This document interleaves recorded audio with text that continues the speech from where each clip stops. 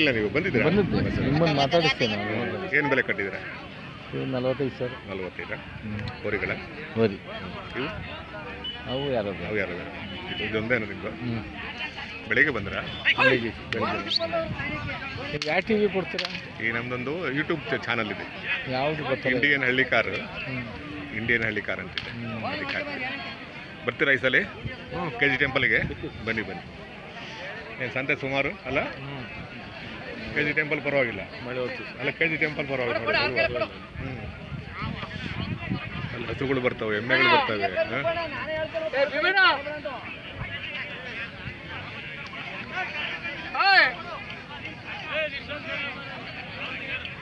Bhimanna